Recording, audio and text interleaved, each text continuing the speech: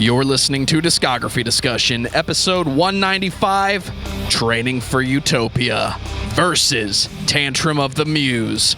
Hosted by Dan Terry. But I watched Reefer Nation when I was like 13. Shut up, Dad. Mike Yaney. No one ever cares for Palpy. No one ever asks him how his day was. And Joseph Wren.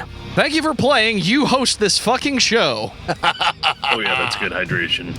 Presented by discussmetal.com. And if you throw a wrench in the machine, then find out the Muse is the machine, then you are ready for this episode of Discography Discussion. I am Joe, that is Dan, that is Mike. We're going to war. Training for Utopia, Tantrum of the Muse. One, hardcore as fuck. The other one, I don't even know what you call it. The other one is as fuck. These are two bands that I felt would be really great to do kind of the compare contrast thing. Couple of examples of how people have described our previous versus episodes. Totally unfair. I'm very offended. Apples to oranges. What the actual fuck? So I really enjoy getting those types of extreme reactions out of people. So I picked the two most insane bands that I could think of.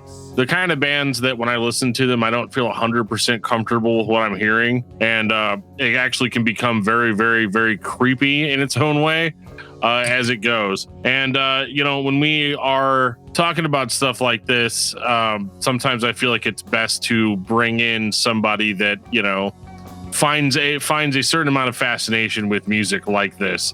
And that would be our buddy Mike from Movie Mosh. What's going on with you tonight, Mike? Hey, yo, let the weirdness flow. What's up? Definitely. Oh, the weirdness will flow. I'm going to mangle the weirdness and then serve it for dinner. I mean, that just makes it more weird, so you just make it more like itself. You guys like head cheese? My grandpa makes it real good. You always said grandpa's the best. All right. Yeah, okay. Yeah. So what we're going to be comparing and contrasting tonight is we're going to talk about the two Tantrum records. We're going to talk about the two TFU records. And at the end of it, we're going to decide which band we think is positively the most unhinged out of the two. And of course, everything that we say tonight is 100% our opinion. If you disagree with what our opinion is, I'm going to tell you you're wrong. But if you can find somebody else who has the same opinion as you, they're going to tell you that you're right. So it's a win-win. It's almost like music is ultimately subjective or something. I know, right? Like there's no real definitive answer for these questions that we're bringing up and answering. But if you ask me, with myself later. Yeah, if you ask me, I will tell you that I am the definitive musical opinion. But the good thing about the world that we live in now, though, is you don't actually have to listen to me. So you can find us on Twitter, Facebook, Discord, Twitch Live. You can tell us how wrong we are, and the discussion will continue. That seems to be the trend of this year, right? Absolutely, man. My favorite feedback that I get on this show is, hey, man, love the show. Love what you guys are doing. You're completely wrong about this. There's always that. There's always that jab at the very end of it. And I like getting jabbed. That's right. I said it. This is typical metalhead response. Actually. Actually. They're worse than Trekkies. Can we have a live show the first of the year where all we do is read the thanks a lot, but you're wrong feedback? Just invite everybody to the fucking broadcast and they can tell us how wrong we are. And 2 hours later, you're still going to think they're wrong. A lot of YouTubers do that where they only read negative feedback like for an hour. And then by the end of it, they're like in tears and they're like, well, guess it's time to hang it up then. No. You need to get enough surreal comments. Like just something that makes absolutely no sense. Well, that's the good stuff. Speaking of surreal, why don't we jump in and talk about Training for Utopia, their two albums. Both of these bands came out roughly around the same time. I think as we just established before we started recording, was that Training for Utopia does get the edge for being the band that showed up first, forming in good old 1996. This is the original Clark Brothers band featuring Ryan Clark and Don Clark, who would later go on to form the band Demon Hunter. One of my favorite things about these brothers, and Most of this comes from Demon Hunter behind the scenes in the studio videos that would come out later. There was a good portion of this band and Demon Hunter where they just go into the studio and what they come out with is way better than it should be for two guys just putting it together. I don't know, so I'm going to ask you, was Training for Utopia the same? Was it just the Clark brothers in the studio writing the songs? Or was this we have access to technology and we have to write some intense freaking hardcore? I think it was the second one. And I say that because back when this band started, so originally Don Clark was in a band called Training for Utopia, and Ryan Clark was playing guitar for another band called Focal Point. And eventually when Focal Point broke up, Don Clark ended up asking Ryan if he wanted to come sing for his band, Training for Utopia. So Training for Utopia was like, for lack of a better term, an actual band. Like, guys got in a room, they created, swirling vortexes of music, and were lucky enough to be able to put that to tape a couple of times before ultimately calling it quits. At this point, I guess we'll just take it around the table and say, what is our own personal experiences with Training for Utopia? I know none of us saw them live, so, none of that shit. Oh, yeah, I think it was back when I saw them live in 1998. I was at a skate park. I was 9 years old, and I entered my first mosh pit where I killed a man. But, I know a lot of our histories on some of these bands are very incestuous as far as one of us going over to another one's house with the CD and being like, oh my God, listen to this. I'm glad you brought that up because mine was Dan Terry showing up with a split EP saying, this is the best version of Skin Like Winter. It has Ryan Clark from Demon Hunter on it. It also has songs by Training for Utopia. And I asked the question, isn't that the same guy in both Demon Hunter and Training for Utopia? And Dan said, well, yes it was.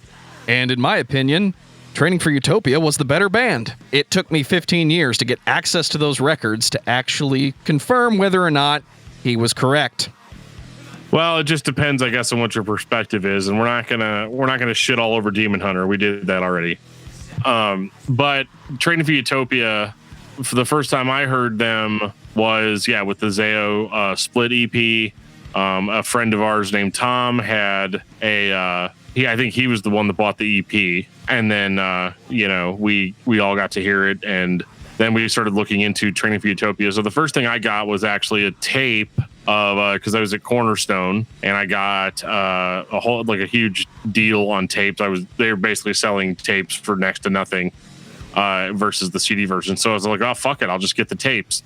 And so this album was in there. I just remember being like, oh, cool, Training for Utopia. Like I'd heard the band from the EP, but this was a lot different. This had like a mutilated Ken doll on the cover of it. It was scary and it looked awesome. So that's my history with TFU. What about you, Mike? I mean, if you talk about incestuous, it's definitely true. I think you showed it to me a while, like not too long after high school. And it was, I remember really liking the energy. It was fast. Plastic Soul Impalement and Throwing a Wrench were both really, really cool. I remember liking Throwing a Wrench way more at the time. And that's kind of stuck with me just because that chaotic energy, that almost industrial, like there's a genre mishmash going on there that I've always found really nice. So, absolutely. Well, let's get into it. 1998, Plastic Soul Impalement. Good old Plastic Soul Impalement. First of all, amazing name for a CD. Especially, back in 1998, it's exactly what you needed. Training for Utopia was kind of that band where if you look at the other bands that were out in 1998 in that scene, you've got Embodiment, you've got Zayo, Living Sacrifice, and those guys were very, very, very, very, very serious. Like, music is serious business. It's not fun. It doesn't have a swing. It doesn't have a swagger. And I think Training for Utopia showed off kind of a little bit of a dark sense of humor, with the Ken doll on the cover, mutilated, and just calling it Plastic Soul Impalement. And what's interesting about Training for Utopia is, you might be listening to modern day Demon Hunter and being like, sometimes this guy's lyrics come across as kind of bitter and a little bit sarcastic.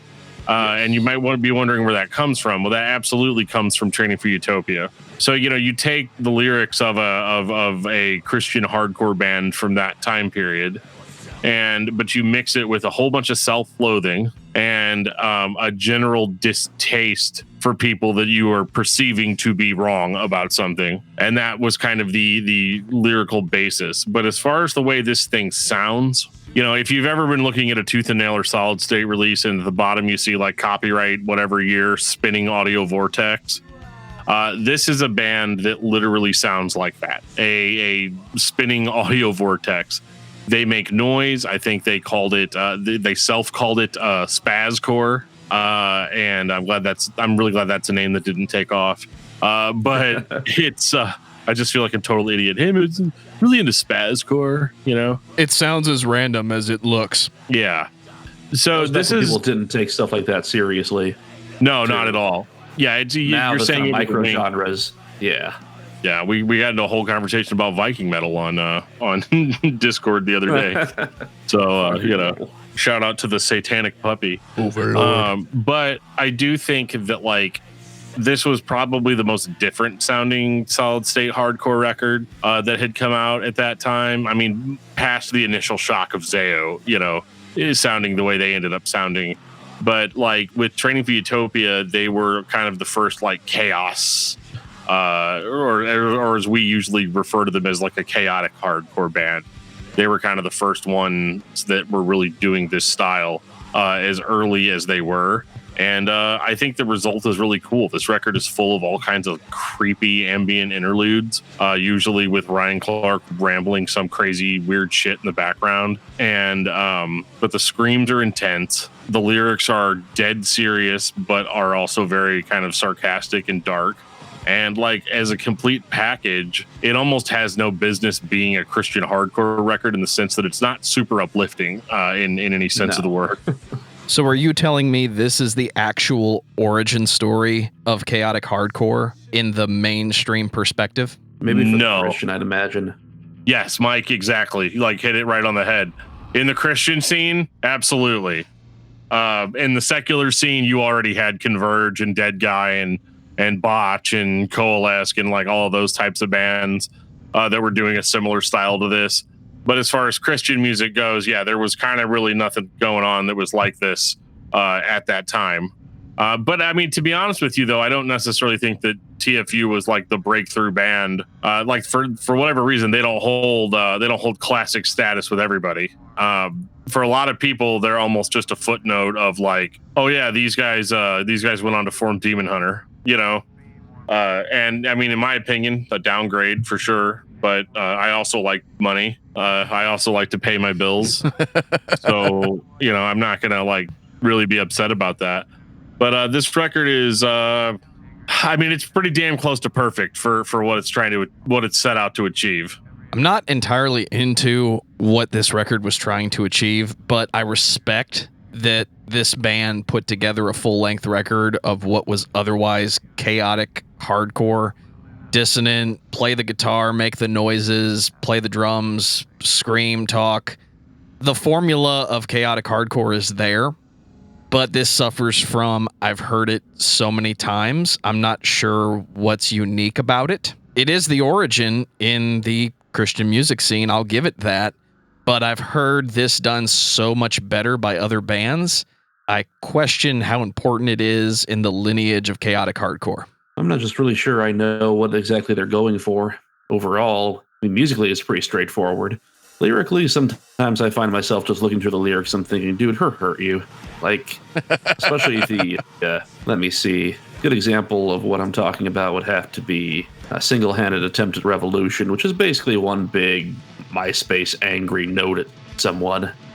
And I believe that someone, from what I remember, wasn't that Marilyn Manson he was ranting against? There were some things that, at first I think it was all directed at one person, but then as it went on and got more angry, he kind of just started taking pot shots at everyone that that he could think of. And not since we talked about Under Oath on this show have I looked at a set of lyrics from a Christian hardcore band from that era and been like, oof. Comes off as very petty. It does, but I'm gonna attempt to explain it as well as I can, in the sense that, you know, a lot of these bands, especially at this time, this is pre-2000. So this whole like metalcore thing, hardcore thing that was going to become popular like 5 or 6 years later, it wasn't quite there yet. And bands like this that were in this scene were not taken seriously by the scene at large. And a lot of that has to do with just stereotypes about how Christian musicians can't put out good music, which is not objectively true. If you compare the amount of shitty Christian bands to the amount of shitty non-Christian bands, there's more music in the mainstream market, but if you look at what the actual ratio is versus good bands to bad bands, it's about the same. Right. But here you've got a guy that has to make a very strong in-your-face proclamation of faith, because this sort of music didn't really exist in Christian music in any form that's recordable to this point. And this was the time when the extreme profession of faith was a requirement to be on the stage. Well, sure, because you're establishing a style of music you're establishing that what you're doing is valid and that it is a thing, right? Can I really go in and defend certain statements of like, you've been wrong this whole time? You know, your Book of Satan, your Book of Mormon, you know, your Quran, they've been wrong this whole time. Like that sort of stuff definitely comes across. It's kind of hard to digest now, you know. But I mean, back when we were all youth group kids, we were all about it, you know. So I'm not gonna like shit on them for doing exactly what I would have done that year. You know. True. I mean, I've come a long, long way from that kind of stuff, so I guess it's, you know, the value of hindsight. Yeah, it's hard to turn it. Go ahead. And also just not sharing a lot of those same beliefs from the outside looking in at this point. It looks very childish, but at the time, it made a lot more sense. Your proclamation of faith, denunciation of the enemy's creeds, all, of course. If you're struggling for acceptance in any scene, you want to make sure that everyone knows what side you're on, right? Yeah, and honestly, all of that stuff existed in Demon Hunter, but it's done much more subtly. Yes, much more palatable, I guess. Which is funny because I never really would describe Demon Hunter as subtle necessarily, but the lyrics are a lot less on the nose in many areas. Yeah, they're a little bit more poetic. He's a better lyric writer than he used to be. This was just an angry, angsty teen that was in a crazy heavy band and wanted to make crazy heavy statements to back it up. And so, I mean, in that sense, it is just as respectable as Earth Crisis screaming veganism at you at the, you know. Oh yeah. So like, I definitely see it that way. Veganism, I think, on the whole, is less offensive. So there's that, but I do think that, like, I guess it depends on who you ask, right? But but yeah. So I mean, the single-handed attempt at revolution, not exactly Christian music's finest moment, but it's still better than Under Oath's like "You should have thought about the baby before you had sex" type of lyrics. So, I mean, I think I still really, really enjoyed this record. But to Joe's point, I do think that this does sound decidedly different than like a Norma Jean or, you know, or a Chariot or even a Converge or something like that. They really do have a very original sound in that I have not ever really heard another band that sounds like Training for Utopia.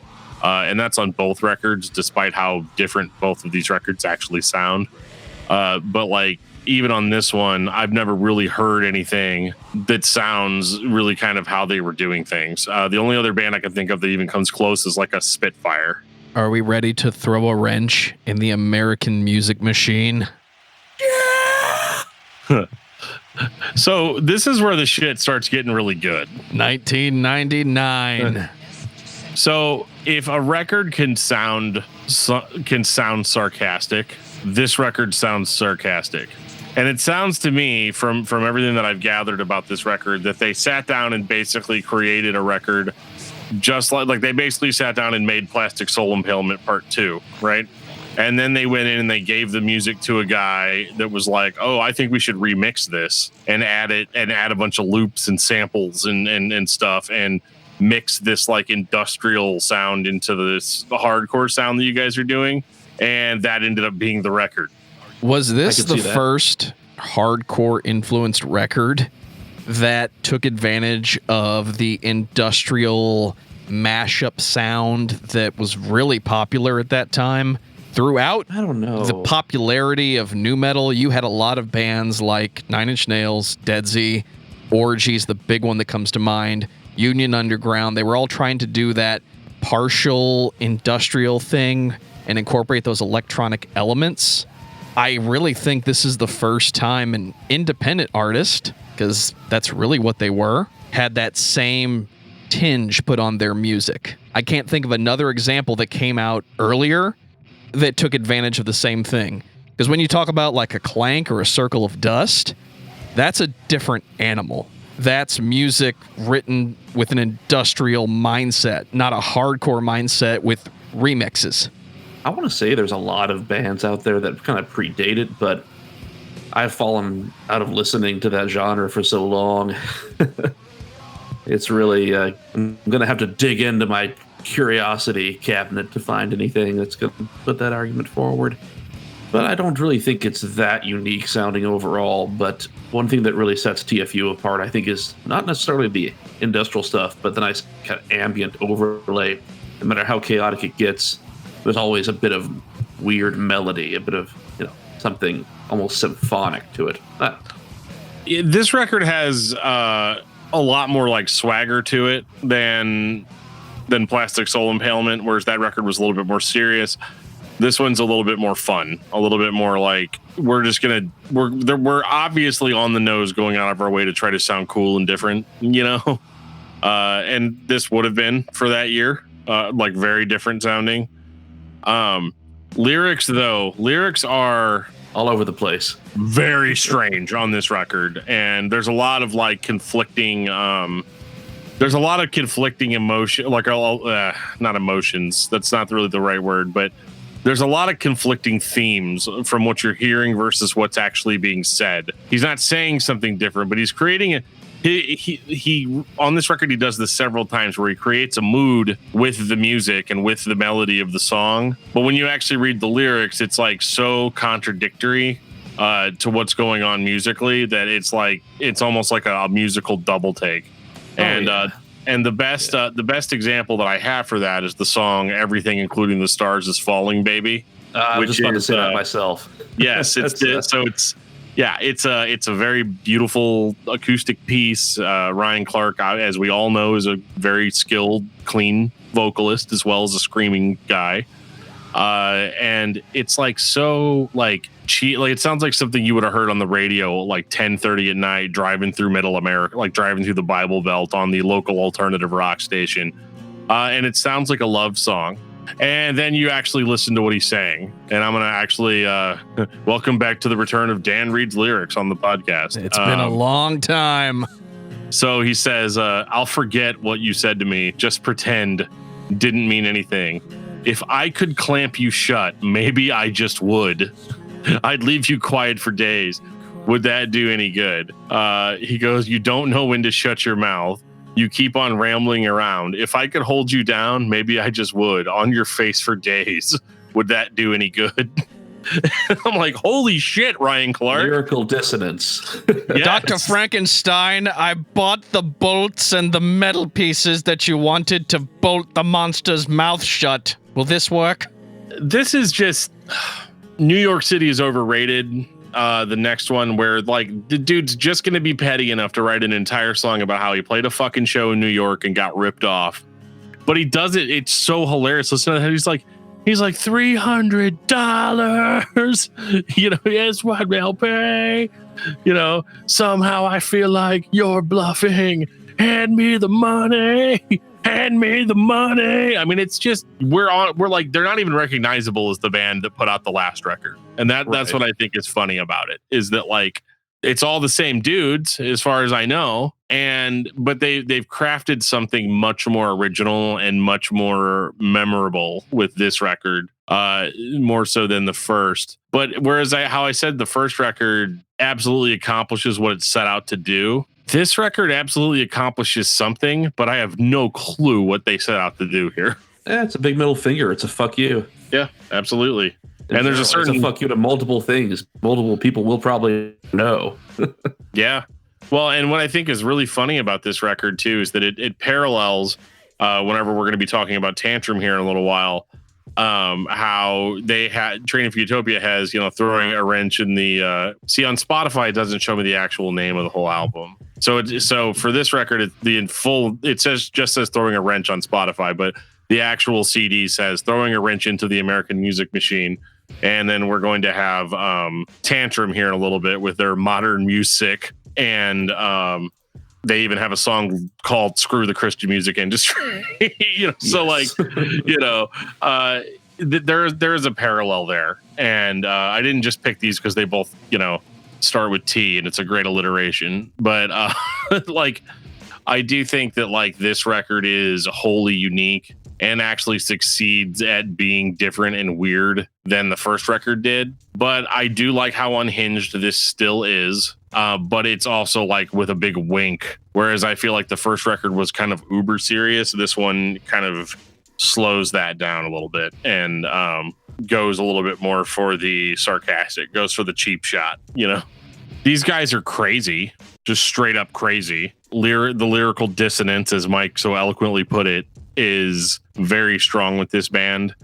And I almost get more of a chaotic feeling from that than I necessarily do the music itself. I mean, what's more to add?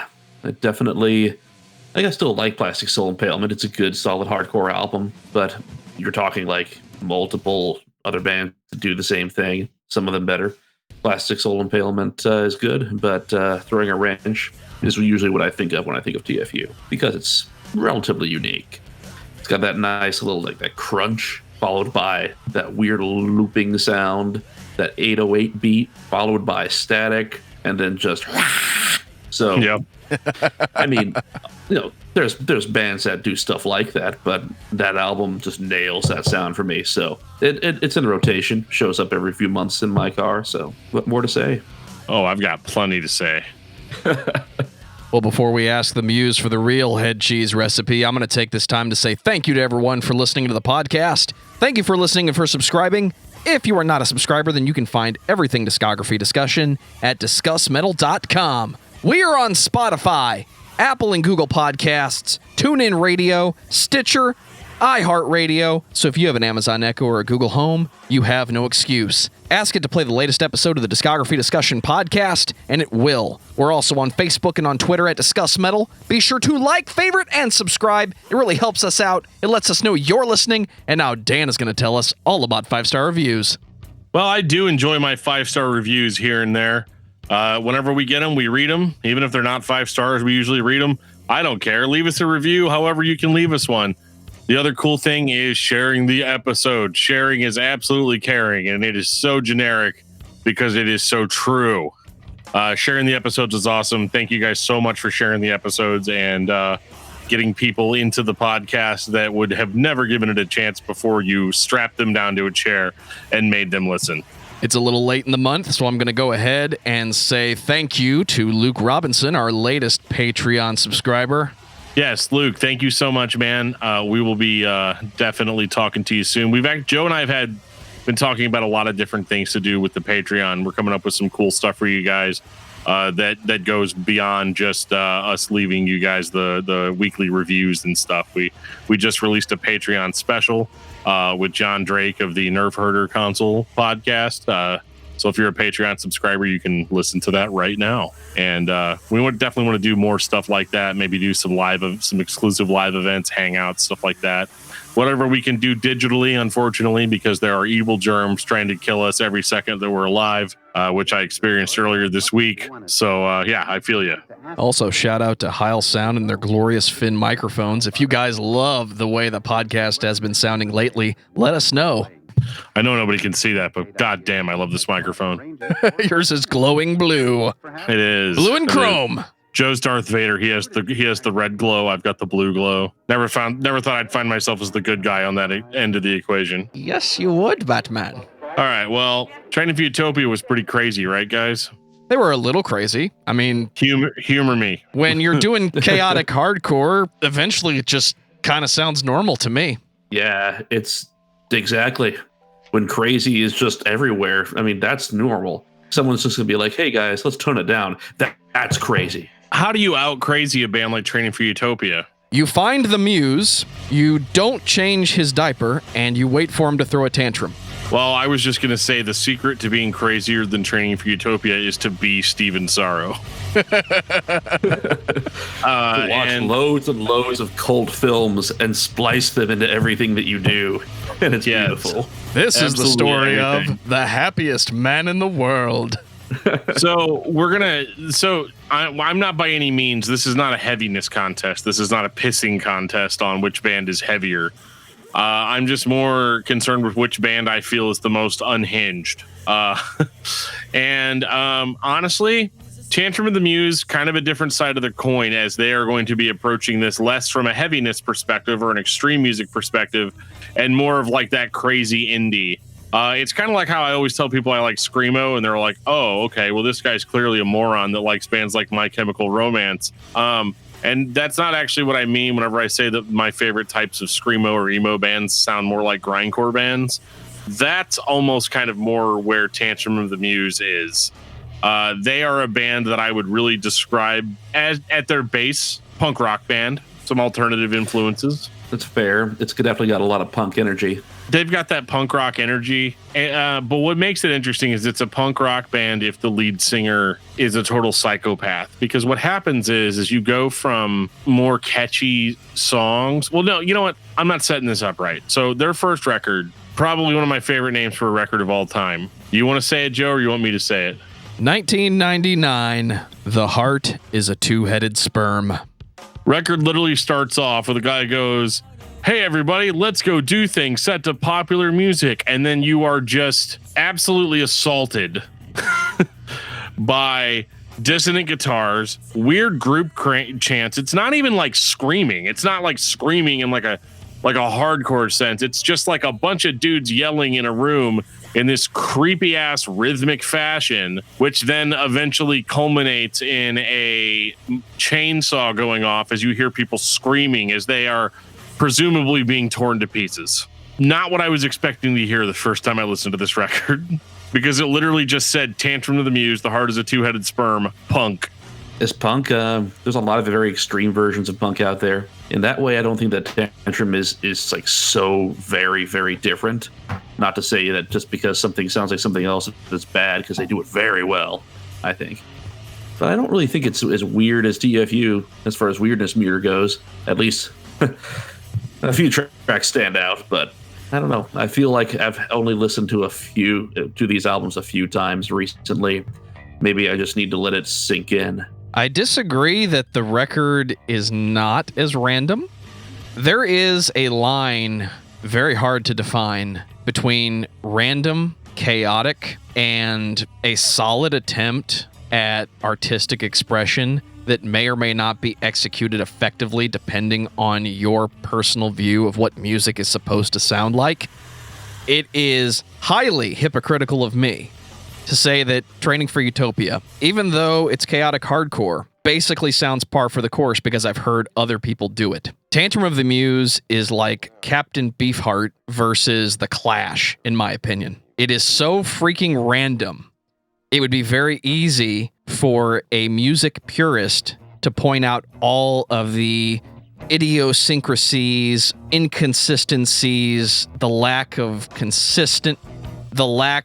proper tuning, the lack of melodic anything, but there's something about it, as obscure and insane as it sounds, the band gets away with it because they put it together in a fashion that actually keeps you interested throughout the record. It's their energy. There's a lot of that big dick punk energy to it, which I know that they would probably protest considering the lyrical content, but yeah, I'm going to say it. Big dick punk energy. Well, what's interesting is that, like, you've got what I would consider to be a very energetic frontman and a very charismatic frontman. And by charismatic, I mean he gives me the fucking creeps on this record. Because there's a song where, and I know Steven's listening to this, so I'm going to say as many things as I can to make him feel bad about himself as I can. But like, I think that like what really sells this record for me is, you know, how they'll seamlessly switch from like that. There's a song called "Hell Is at the Bottom of the Rainbow," which is basically like a pop punk song at the beginning. And it's like it's very, very pretty. Steven singing or whatever. But then it eventually just completely falls apart by the end of the song. Like you get about a good 2.5 minute pop punk song out of it before they start doing the tantrum thing, and suddenly he's not singing anymore. He's screaming, and everything's getting faster and crazier. Then it fucking stops, and then it goes into this like almost doom riff, and then builds up again, goes crazy. Like it's one of those, I'm literally going to let every single band that's ever influenced me all within one song. Did Steven ever say he was the band leader in the traditional sense, like a Josh Scogin or like a Frank Zappa? No. I mean, I probably wouldn't talk to Steven if he said things like that about himself, but I do think that as far as the lyrical content and the overall tone, I would credit that to him, if only because I've heard his other music and it gives off the same vibe when the same other people are not as involved. So I think it's a question that answers itself if you just listen. But he's so good at using unconventional sounds. He like obviously uses a lot of sound clips and samples. But like the content is so unlike. So like, you know, we were talking about making fun of Under Oath and kind of making fun of Training for Utopia for having that kind of like Christian lingo and doing the thing that Christian bands do where they make huge statements that are very polarizing to people, and then all their supporters are like, yeah, that guy's doing it right. Tantrum, on the other hand, is the kind of band that your parents, as soon as they saw the CD and heard you listening to it, would take it away immediately. The Heart is a Two-Headed Sperm. There's a song where he's all, I think it's the Devil's House of Techno, where he's all like, starts it off with a sound clip where he's all like, you know, they would like to take, you know, he would like to take Kate out, you know, but where would they go? What would they do? How about a weenie roast? You know, like just this crazy weird stuff. And then he'll say, and in the song, he's like, now we're finally married. I'll devote my lusting to you. And then he gets in there and he's all like, like that kind of shit does not exist in Christian rock. Like that is no.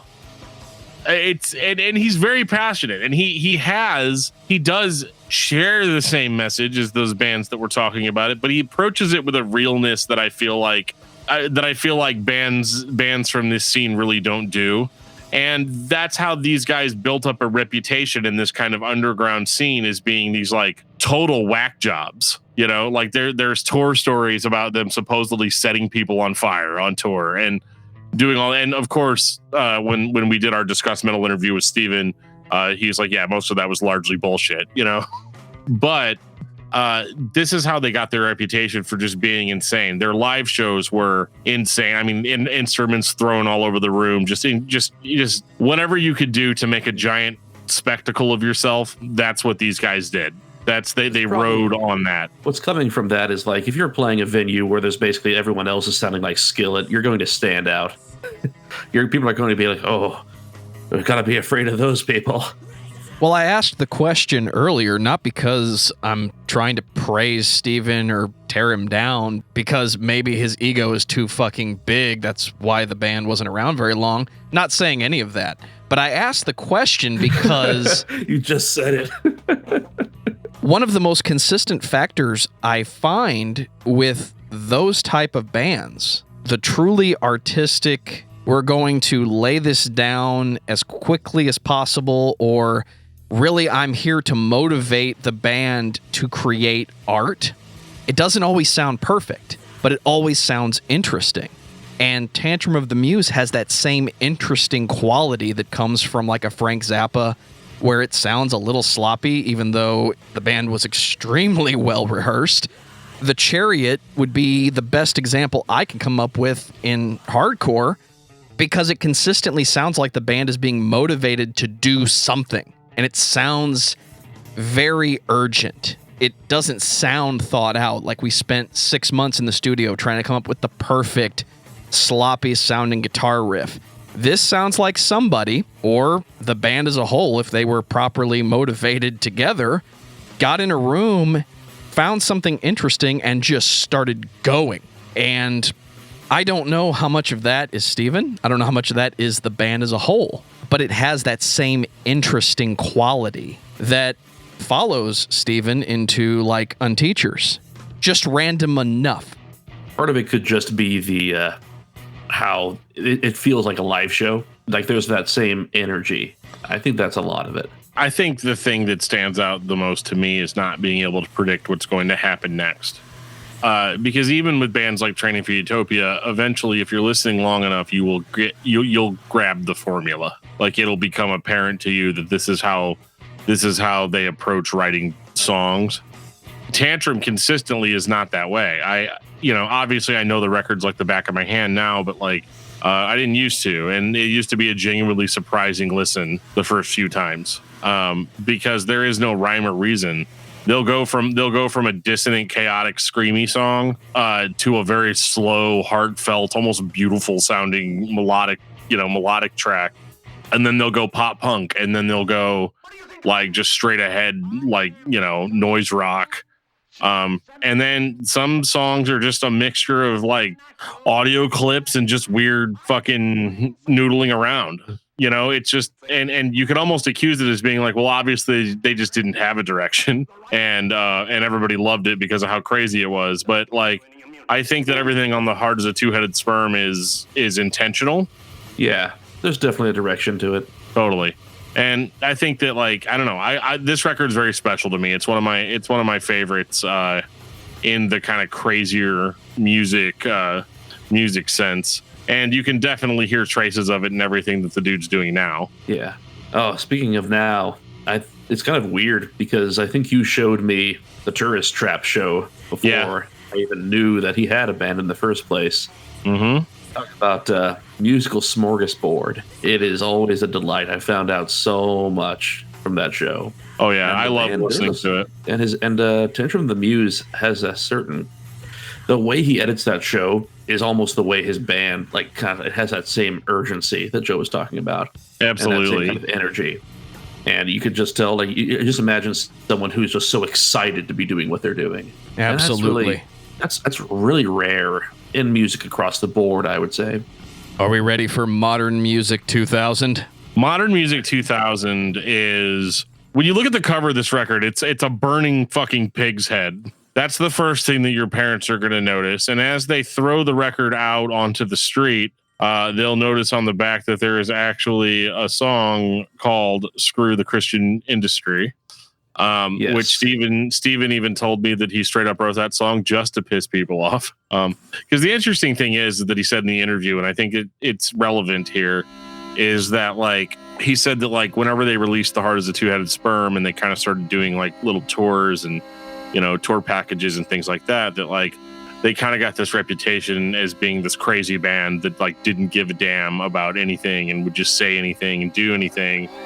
And that they just, being pretentious teenagers, really kind of liked that,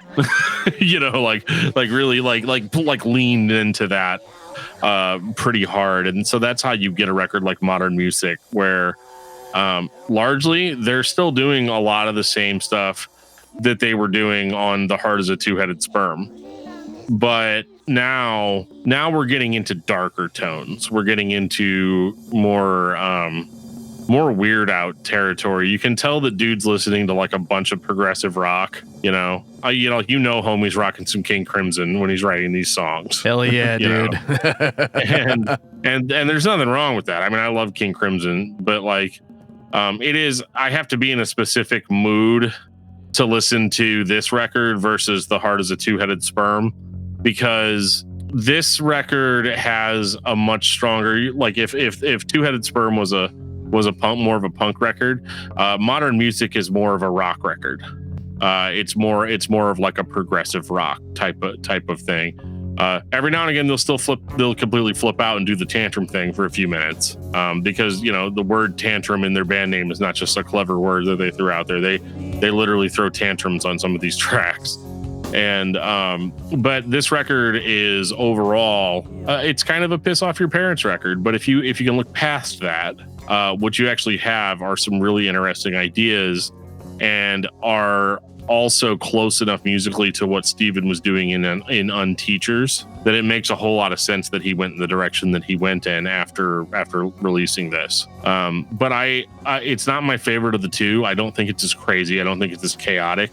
It's chaotic in a different way, in that, like, if you're a fan of prog rock, you've got like a huge prog boner going on with like all the weird changes and different musical directions that they go in. And so it's chaotic in that sense, but not chaotic in the sense of like, you know, spazzy riffs and screaming and stuff like that. It's definitely more straight ahead. We jammed on this idea for a while. It was a clean idea. I don't know if that's the direction they were wanting to go, or if they had enough of the chaos and just wanted to tone it down. Watching a couple of the live videos you can find on YouTube, specifically the later Cornerstone videos, it looks like the band just wanted to jam. They wanted to create a soundscape that might not have been as chaotic on purpose, but the overall theme is the same. It's just not as random as what you're expecting when you're listening to Tantrum of the Muse. Yeah, I think the point is to make you uncomfortable as the listener. And I feel like they largely succeed in that. Special shout out to the song Victoria Has a Secret. As that song I think does stand toe to toe with something like a Plastic Soul Impalement by Training for Utopia. It's one of their most. Isn't that the song that opens up? I forget where this is from, but the clip, it's like, "Hey, little girl, I'll sing you a song," something. And that's unsettling stuff is just all the way through these albums. Yeah, it's like, "Are you lost, sweetheart? Are you afraid, honey?" Yeah, it's creepy. Yeah, it drives me crazy thinking about where that is from, but we'll forget about that for now. Basically, that just sets the stage for just the chaos, and all of a sudden, bam. Yeah. Now we have some of this screaming. Okay, that's nice. Yeah. So, like, I think both of these bands have a very interesting and varied body of work. It's so like, Joe and I have covered bands that have 15 plus albums that don't change it up as much as these bands do on 2 records each. He's not wrong. When we just got done talking about Amon Amarth, great band. Every record sounds the same. Fair.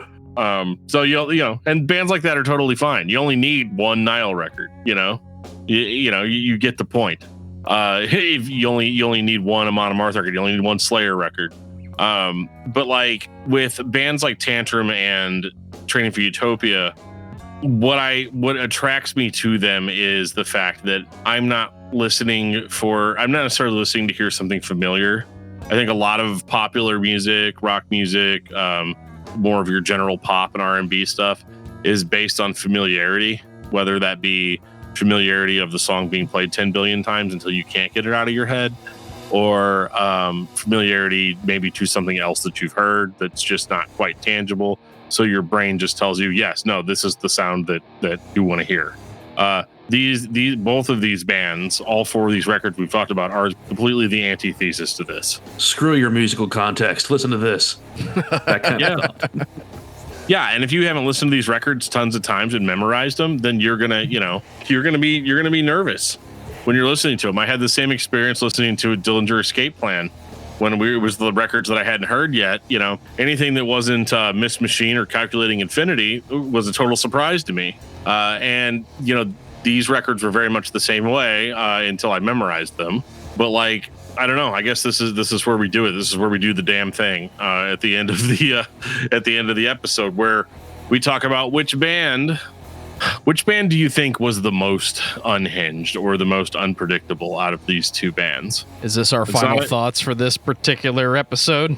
Yeah, I mean, it's not, and again, this is not a which band I think is better than the other band. It's literally just a which band do we think kind of made us the most uncomfortable, the band that was the most unpredictable out of the 2.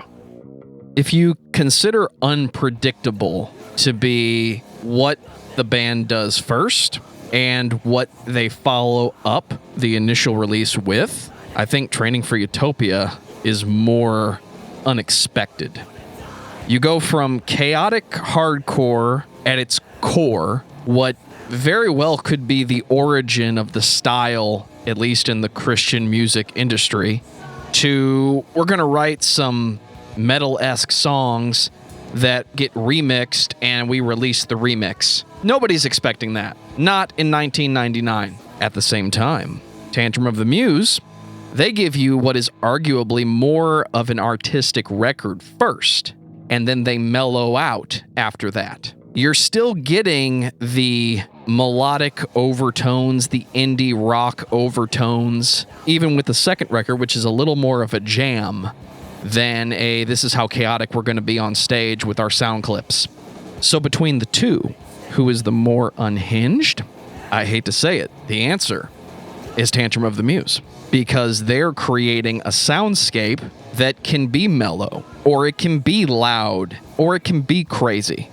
Whereas Training for Utopia doesn't sound like they're doing anything other than creating a record that will eventually get played live. How are they going to play the remixes live? Are they going to be able to play them live? Could you go see Training for Utopia and hear the full versions of those songs, unedited, uncut? Or was it a lot of listen to this guy's tape machine?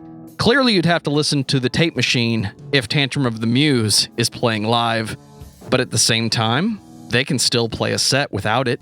We've seen it. It's on YouTube. Well, and I don't necessarily think that either band had the budget to be able to put on the full scale, live show, so to speak. These bands, unfortunately, in these years were playing very small clubs to a very limited amount of people. So, to that point, I think both of them probably had their own way of doing things live. Yeah, I guess as far as which one is more unhinged, I mean, you got Training for Utopia on one hand, which they've always come across to me. Like I've picked up on the ambient qualities right off the bat. The unsettling, almost dark ambient quality of stuff like Black Forest, combined with some of the more industrial elements you see later on in Throwing a Wrench. And then you got after Training for Utopia, you have Tantrum of the Muse. And it's much more of there's more energy involved, more frenetic. I mean, I have to say which is more unhinged. Well, I think unhinged as far as just something that's out of control. Yeah. I mean, Tantrum of the Muse, definitely. What disturbs me more? TFU still. It's because of that unsettling, creepy, almost horror movie nature of some of the tracks. Beyond that, unhinged, yeah. But they're both unhinged in different ways. Do you think Tantrum of the Muse is more implied chaos versus Training for Utopia's actual chaos? Well, I think that it's actually much more in your face about the chaos aspect. It's it might be just because I feel out of my depth sometimes whenever I talk about anything remotely punk influenced, because I haven't really listened to that much punk in my life. It's one of those things like, I recognize it when I see it, but beyond that, I feel out of my depth about that. So, Mike, are you saying Tantrum of the Muse is the supervillain who goes on and on about what he's going to do to you while you're tied up and hanging from the ceiling, and Training for Utopia is House of a Thousand Corpses, where you better run, but you're not going to get far. You're not going to get far, and you're just going to be subjected to surreal scenes, and a clown is going to demand that you say, well, it's from Double Rejects, but isn't he fucking funny? I mean, at a certain point. I mean, that's what Ryan Clark seems to be asking in Single-Handed Attempt at Revolution, so I don't know, Dan. I think that Training for Utopia is like Leatherface, right? So like if Training for Utopia is Leatherface, they open up a hidden door in the house and bludgeon you in the head with a hammer and then pull you screaming and throw you onto a meat hook. It's all very obvious. It's very in your face. It's very visceral. When they do a little dance too. Yeah, but then like Tantrum of the Muse is like Freddy Krueger. He's gonna play with you a little bit. He's gonna crack some jokes while he's ripping you apart, and he's going to build up the horror aspect of it, because that's how in my mind the two themes is. I'm talking strictly musically here when I say this. I would consider Training for Utopia to be violence, And I would consider Tantrum of the Muse to be horror. And I think that it's very important to make those distinctions whenever we're kind of talking about this, because again, one is very visceral, one's in your face. There's no question about what's happening. Whereas Tantrum will kind of tease you, sometimes lead you into a false sense of security, and then tear the song completely to pieces, right before your eyes. And you're not necessarily expecting it. You know what band you're listening to, so you know that it's going to something's going to happen, but you're not entirely sure what is going to happen. Fear, ominous qualities like TFU, and then versus raw terror, which is Tantrum. Sort of. And of course they both kind of embody, and this was hard because I intentionally made sure that I hadn't really come to my conclusion until we kind of talked about it. But as far as who's more unhinged, the person that I'm afraid of is the person that I can't predict. And the person that I can't predict is Tantrum of the Muse. Whereas I can kind of get where Demon Hunter's coming from. Not Demon Hunter. I can kind of get where Training for Utopia is coming from. Freudian slip. I do this all the time, man. If we're ever talking about a band where the singer or somebody else was in another popular band, I always refer to them as the other band every single time. Just go see the Devil Driver episode where I continuously referred to them as Coal Chamber, and then the Coal Chamber episode where I referred to them only as Devil Driver. But that's your brain just trying to fuck with you at this point. Absolutely, it's trying to take me down a couple notches for sure. But I got to give the edge to Tantrum as far as being the most unhinged, because Training for Utopia is cool, but they just don't mess with me psychologically the way that Tantrum does. And I love that. And I also, when we're talking about lyrics, I feel like Training's lyrics are very, very insipid and very, very almost just so acidically sarcastic. I'll show you. They are. Yeah. They are. But at the same time, they also come across as being kind of more immature. And Tantrum's lyrics are very immature as well, but in more of a, yeah, that's right, we said that. Whereas, with a genuinely fun way. Yeah. Yeah, it's hey, guess what? We're super immature, and you're going to be all about it for the next half hour. That might be the reason why they're not more unhinged, because they're all talk. I don't know about all that, but I'm just we're going in circles. The string. Yeah, no, I mean, I'm not gonna go there, but I got to give the edge to Tantrum just because I do think that they're overall a quote unquote crazier band. Just because of the unpredictability factor. The fear of the unknown is stronger than the fear of the known. And yes, I'm sorry, I've been listening to a lot of Lovecraft on Audible this month, but it's true.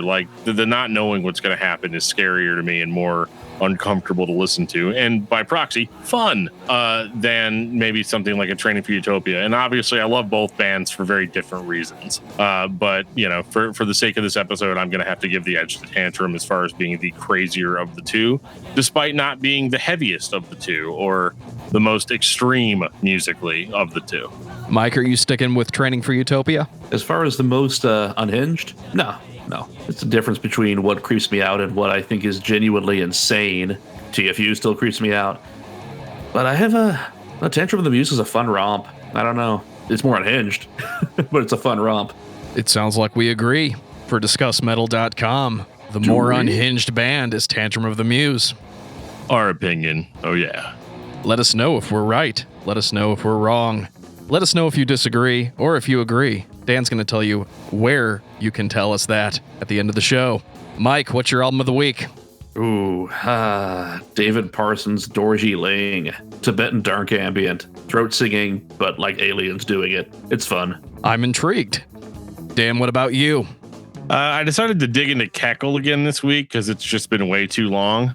And I'm still a very, very big fan of their record, which is called Multilateral. It's one of their newest ones, and it's a very different Kekal. They've stopped. This band hasn't been black metal in almost a decade now. So now they're making more of this weird electronic progressive rock metal type stuff, and it's a fun listen. For me, it's Alice Cooper, $1 Billion Babies. Nice. I love the dead. Take us out, DFT. If you've ever been listening to this podcast and you want to give us suggestions on what bands you'd like us to cover in the future, or if you just want to tell us that we're wrong, there's a lot of different ways that you can do that. You can send us an email at danandjoeshow@gmail.com. You can find us on Facebook, facebook.com/discography discussion. You can tweet at us at discussmetal. You can join our Discord server. There'll be a link in the show notes that'll take you right to our Discord server.